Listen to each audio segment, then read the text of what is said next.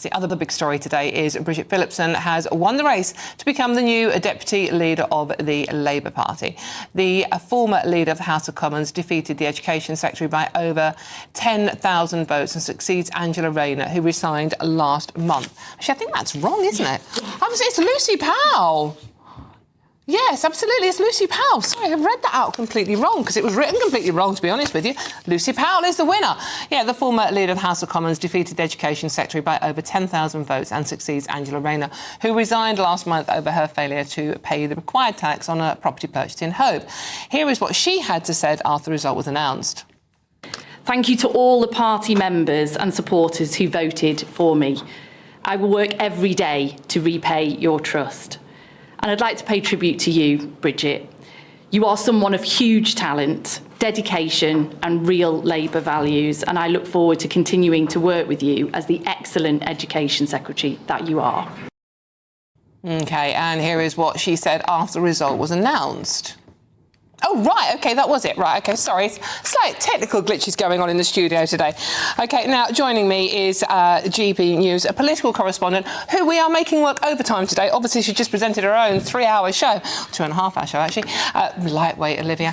Olivia Utley. Olivia, OK, apart from the fact we are actually, not me personally, but somebody else, blaming them, got the name wrong there on the auto cue, Lucy Powell is now the Deputy Leader of the Labour Party. What does this mean?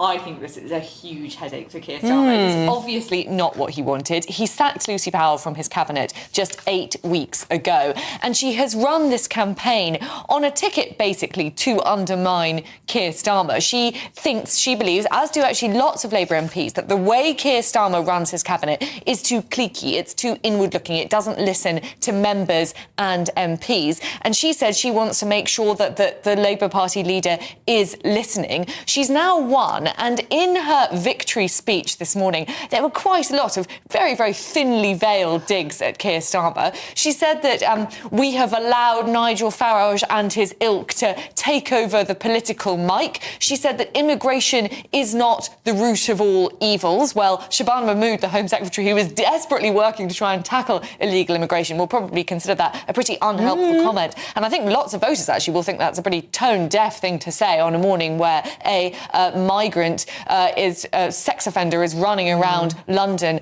unchecked. She also said that listening and hearing what the members are saying is not dissent, it's our strength, which seemed to me a pretty obvious jab at Keir Starmer, who is very often accused of not listening to what the members are saying and calling it dissent. I think this is going to be really, really tricky for Keir Starmer. And you can imagine a situation, although Lucy Powell herself, the role is pretty nebulous. It's not exactly clear what she's going to do. She can sort of decide what she wants the role to be. But you can easily imagine a situation where, for example, Keir Starmer decides that, no, we really do have to do something about welfare payments, and he tries to introduce another bill. Labour MPs don't really like the sound of it. They start whispering on the backbenches. Then Lucy Powell, the elected deputy leader of the party, does a media round where she sounds a little bit dubious too about the idea of welfare cuts. And then you have a place for all of those Labour rebels to sort of coalesce around. So I think this is trouble for Keir Starmer. I don't think it helps as well that the turnout for this was incredibly low. Just 16% of members voted in this election. The Labour Party membership is huge. We don't quite know how big, but it is huge. 16%. It was still, tens of thousands of votes. But it does show that there is sort of political apathy within Labour, and that doesn't really help either. It all adds to this sense that Keir Starmer is a beleaguered Prime Minister fighting a battle on many different fronts. I mean, it is a strong message that Keir Starmer has lost the room, as it were. I mean, it really does sound like that many, the ones that bothered voting, you say 16% is a very low turnout.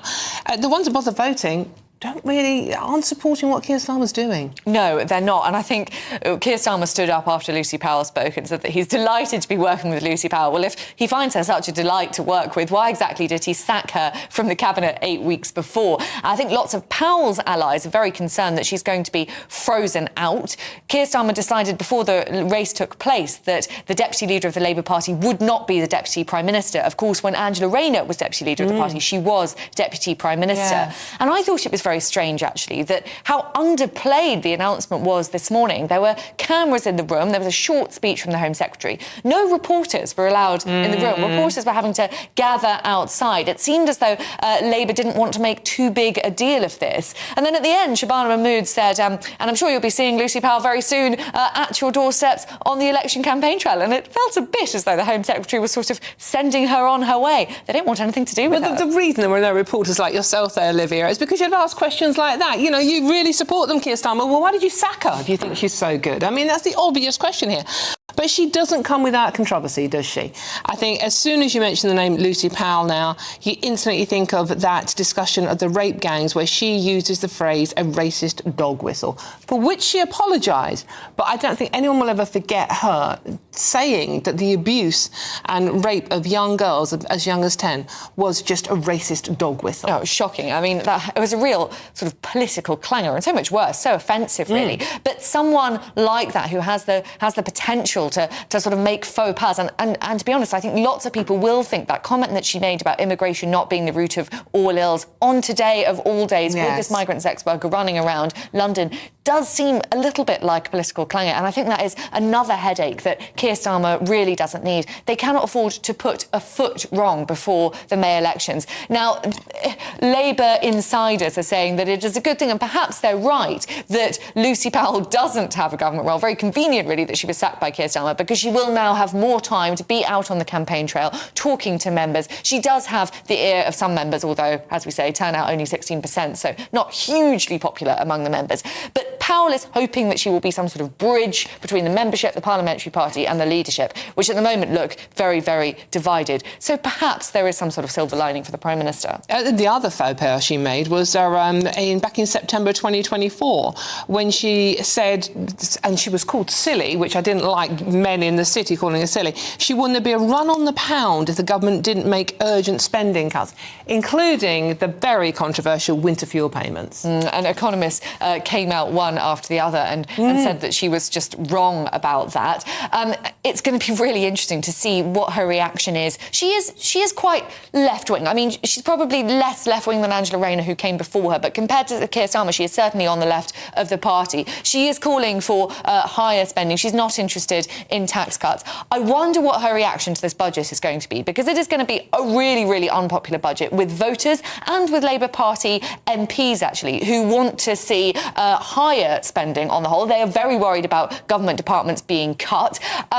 Rachel Reeves, they are worried, is going to introduce a new era of austerity. Rachel Reeves is really going to need the help of everyone she can get when she delivers that budget. And if Lucy Powell doesn't like what she says, that could be a real headache for Rachel Reeves as well. I think there's a lot of trouble coming down the line with this new deputy leader of the Labour Party. It'd be very interesting to watch this space.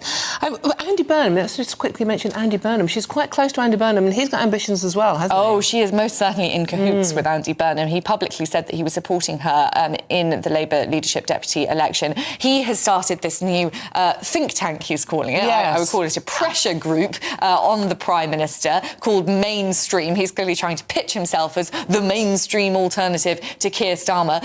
He definitely has his eye on the leadership. And I think the fact that him and Lucy Powell are very much working together is going to be quite worrying for Keir Starmer, because Andy Burnham is really very popular. People in Manchester, where he's the mayor, believe that he's done a really, really good job, and he's actually widely liked and respected within the wider Labour Party too. He is very much seen at the moment as the alternative to Keir Starmer. And it feels now as though Keir Starmer is sort of battling for the soul of the Labour Party. He is moving in this direction. He's trying to get reform voters away from reform. He's showing that Labour can be tough on immigration. The budget is going to be quite, you could call it austerity budget, whereas Lucy Powell is far more left-wing. It'll be fascinating to see how it plays out. Absolutely. Watch this space. Olivia, thank you very much for doing the overtime. The wonderful Olivia Utley for us there. Thank you very much, Olivia. Sir Keir Starmer is under fire after Labour suffered a by-election disaster in a safe seat that had been red for a century.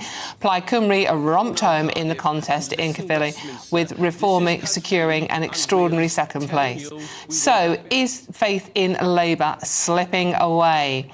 I'm joined now by North East Derbyshire District Labour Councillor Stuart Fawcett.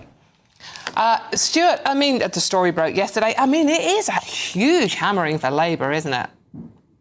I think this is a really humbling moment for all mainstream parties about how people associate their vote with their local area when that question arises. Hello? Yeah, have we still got you, Stuart? Yeah, you've still got me Oh, here. right, sorry, I thought you'd frozen, sorry. You can't get rid of me that easily. We froze there. But I think, as I say, I think it's very humbling. You know, the people of Caerphilly had a choice here about their Senate, and all the Westminster parties were obviously available on that ballot. And Plaid, you know, came through there. And why is that, do we think? Well, I think people, when they put their cross in the box, they're not always looking at how these parties are going to change the world, but how they're going to change their world, you know, outside their front door, in their community. And I think, whilst, you know, Reform's performance was creditable, or perhaps attributed to how well they're doing in the polls, but with the Welsh element to Plaid and that wanting to break from continuity, I think that really came into play there. And obviously, Labour have held this seat for over 100 years.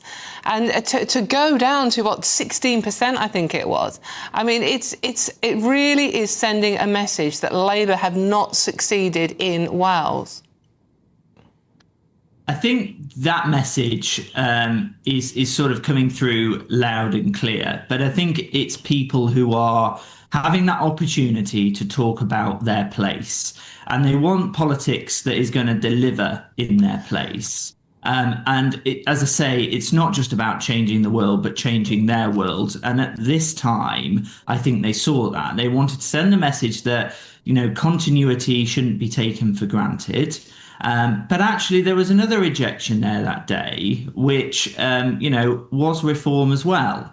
And I think what people are seeing there with Reform are that, OK, we've got this new party, you know, this different option, out of the box option. But on this occasion, they didn't go for it. What they went for was a party who were giving a lot more local consideration to their politics. And I think there's something to be said for that. OK, I mean, to be fair, though, to Reform, Stuart, they came from literally a zero start. So they did incredibly well. I mean, they didn't win, obviously, but they did incredibly well compared to the two main parties. Just finally and briefly, not just Labour suffered yesterday, but the Tories were wiped out. Do you think we are seeing an end to the two-party system that we've known for so long in this country? I think it's about opting what you're going to stick with. By-elections are a different period of time in an election cycle, about how long you have to stay with something. If I was choosing two phones and there was a third option, I'd consider how long I'd have to keep that phone for. You know, I've really got to stick with it. At this occasion, it's not going to decide the government, but what it is saying is that also incumbency is on the ballot. So if we're electing you and your party here, what are you going to do for our area? So I think that's it's a great opportunity for Labour to listen to that, because they're already ahead of Reform. They've got 400 MPs and they can get out into their constituencies now and show that they can deliver. Stuart, we have run out of time, unfortunately. That's Stuart Fawcett there, North East Derbyshire District Labour Councillor. Thank you very much for joining us.